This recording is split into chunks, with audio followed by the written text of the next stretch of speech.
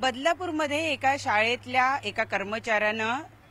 दोन चिमुकल्या मुलींवर केलेलं अत्याचार प्रकरण आणि त्या प्रकरणानंतर बदलापूरमध्ये उसळलेला उद्रेक हा सगळा पाहून मुंबई उच्च न्यायालयानं त्याची सुओमोटो म्हणजे स्वतःहून दखल घेतली आणि त्या प्रकरणावर आज सुनावणी ठेवण्यात आलेली होती। या सुनावणीसाठी राज्याचे महाधिवक्ता स्वतः आलेले होते आणि त्यानंतर या प्रकरणामध्ये जी एसआयटी स्थापन करण्यात आलेली आहे त्या एसआयटीचे अधिकारी सुद्धा या ठिकाणी उपस्थित झालेले होते। दोन न्यायाधीशांच्या उपस्थितीमध्ये आज सुनावणी करण्यात आली आणि पुढची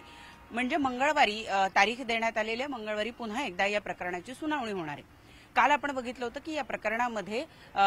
कोर्टानं जे 22 आरोपी आहेत त्यांना 14 दिवसाची न्यायालयीन कोठडी सुनावण्यात आलेली होती, ज्यांनी बदलापूर स्थानकावर गदारोळ केला होता, रेल रोको केलेला होता आणि तब्बल 10 तास रेल्वे रोखून धरली होती। असं असलं तरीही या प्रकरणाकडे म्हणजे बदलापूर स्थानकावर उसळलेला उद्रेक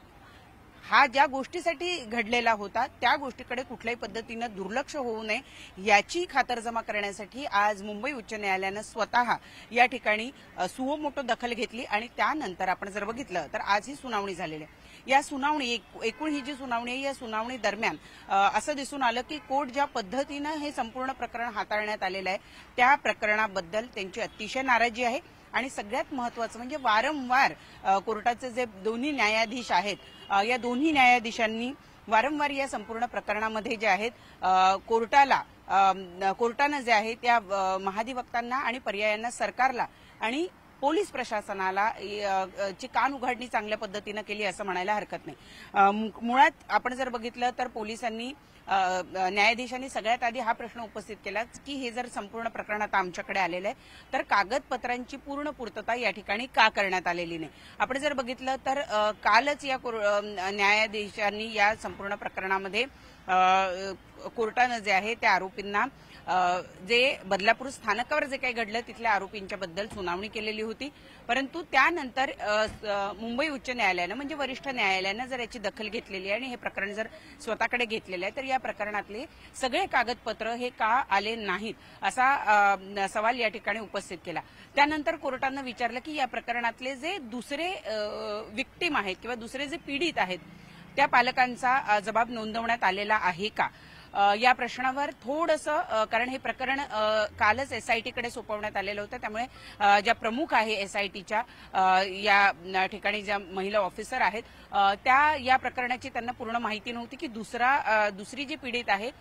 त्यांच्याबद्दलची त्यांचा जबाब जो आहे तो नोंदवण्यात आला किंवा नाही यावर जे काही मधला जो कालावधी होता नोंदवलंय किंवा नोंदवला नाही यावर सुद्धा न्यायाधीश थोडेसे चिडले आणि त्यांनी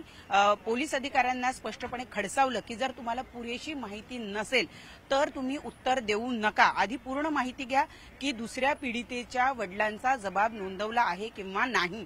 त्यावर मग जरा वेळाने त्यांनी सांगितलं की हो त्यांचा जबाब नोंदवण्यात आलेला आहे आणि त्याची कॉपी जेव्हा न्यायाधीशांना देण्यात आली ती कॉपी बघितल्यानंतर तर न्यायाधीश आणखीनच चिडले कारण हा जबाब काल रात्री नोंदवण्यात आलेला आहे आणि त्यामुळं न्यायाधीश चिडले आणि त्यांनी असं म्हटलं की 13 तारखेला प्रकरण घडतं, 16 तारखेला एफआयआर होतो आणि त्यानंतर तुम्ही काल त्यांचा जबाब नोंदवता हे अतिशय अयोग्य आहे, असं होता कामा नये। हे प्रकरण जे आहे ते योग्य पद्धतीनं बदलापूर पोलिसांनी हाताळलेलं नाही असंच दिसून येत आहे असं एकूण कोर्टानं आज महाधिवक्तांना आणि त्याचबरोबर उपस्थित असलेल्या पोलीस अधिकाऱ्यांना झाडलं आहे। एकूण जर बघितलं तर या प्रकरणामध्ये जे पोस्को कायद्याअंतर्गत संपूर्ण जे प्रकरण आहे ते नोंदवलं गेलेलं होतं। असं असलं तरी शाळेनं सगळ्यात महत्त्वाचं म्हणजे न्यायाधीशांनी अगदी सुरुवातीलाच शाळेवर काय कारवाई करण्यात आली असं विचारलं होतं कारण शाळेला हे प्रकरण माहिती होतं, पालकांनी शाळेकडे तक्रार केलेली होती। हे प्रकरण पोस्को अंतर्गत येत असून सुद्धा शाळेनं तशा पद्धतीची त्याची दखल घेत पोलिसांना ती माहिती दिली नाही आणि त्यामुळे शाळेनं ही माहिती दडवली, त्यामुळे शाळेवर काय कारवाई केली असा सवाल कोर्टानं उपस्थित केला। त्यावेळेला महाधिवक्तांनी सांगितलं की शाळेवर प्रशासक नेमण्यात आलेला आहे आणि आता पुढची कारवाई जी आहे ती योग्य पद्धतीनं सुरू आहे। सगळ्यात महत्त्वाचं म्हणजे की न्यायाधीशांनी हे संपूर्ण प्रकरण ज्या पद्धतीनं हाताळलं गेलं या प्रकरणामध्ये जे पीडितांचे पालक आहेत किंवा पीडितांचे जे कुटुंबीय आहेत त्या कुटुंबियांना मानसिक धैर्य देण्यासाठी म्हणून काय केलं जातंय असा सुद्धा सवाल न्यायाधीशांनी उपस्थित केलाय। त्यांना आधार द्यायची, त्यांना धीर द्यायची नितांत गरज असल्याचं सुद्धा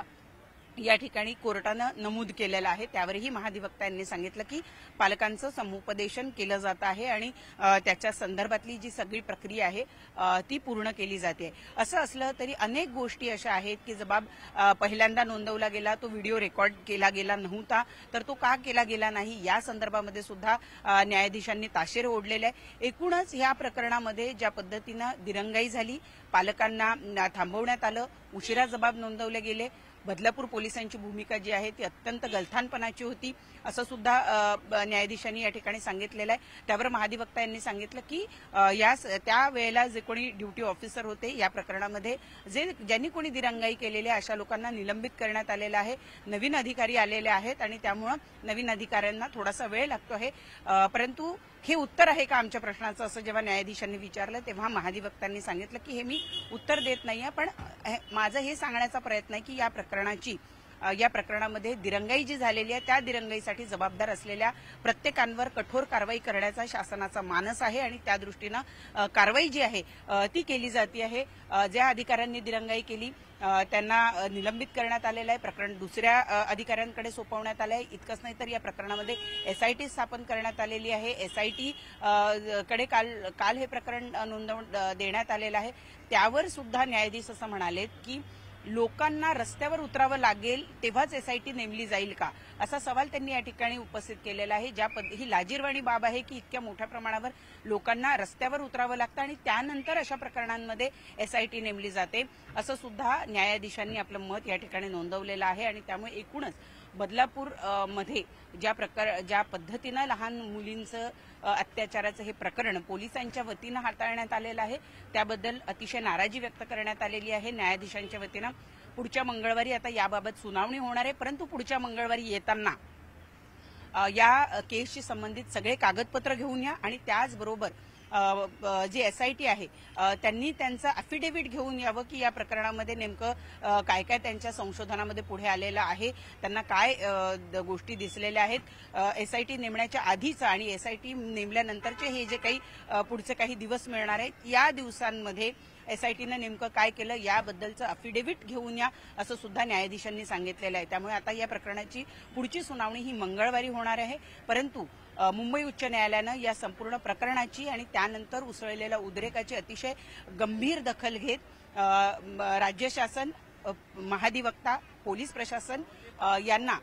चांगलंच धारेवर धरलंय असं म्हणायला हरकत नाही आणि त्यामुळे या प्रकरणामध्ये पुढे काय होतं हे सुद्धा बघणं अतिशय महत्त्वाचं ठरणार आहे। पुढची सुनावणी येत्या मंगळवारी सकाळी 10 वाजता होईल असं न्यायाधीशांच्या वतीनं जाहीर करण्यात आलेलं आहे।